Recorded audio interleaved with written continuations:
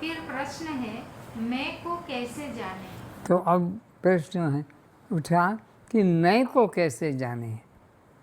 मेरा को तो जान गए, मेरी को भी जान गए, मेरे, मेरी, मेरा।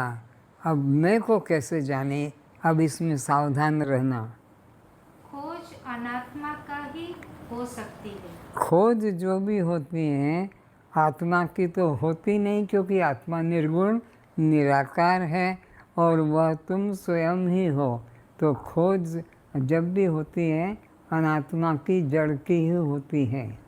खोजने वाला तो स्वयं आत्मा ही है। खोजने वाला तो स्वयं आत्मा, वो न होगा तो अनात्मा को कैसे देखोगे, कैसे जानोगे।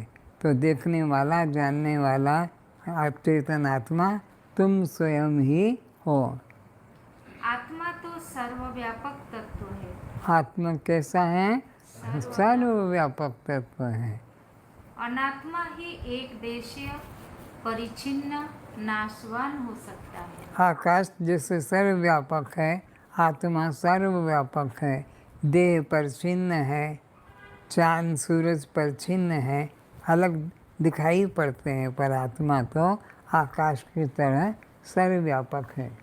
अपरिचिन्न सर्वव्यापक आकाश की तरह निराकार होने से आत्मा का कभी लोप नहीं हो सकता।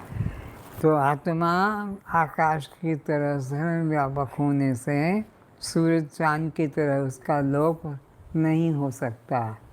आत्मा आकाश की तरह सर्वव्यापक। कौन सा ऐसा देश है, कौन सा ऐसा स्थान है जहाँ पर कि आत्मा चांद सूरज तो एक देशी है, लेकिन आकाश न हो, ऐसा कभी देखने में आता। आकाश सर्वव्यापक है। आत्मा कभी किसी की खोई नहीं, इसलिए दृष्टांत दिया जाता है मृग कस्तूरी वत, कि मृग की नाभि में ही कस्तूरी विद्यमान होते हुए अज्ञानतावश उसे अन्यत्र खोजने में अपना जीवन नष्ट कर देता है।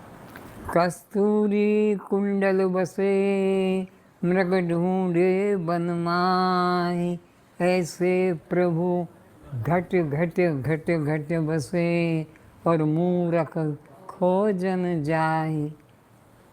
कस्तूरी की गंध आती है मृग को,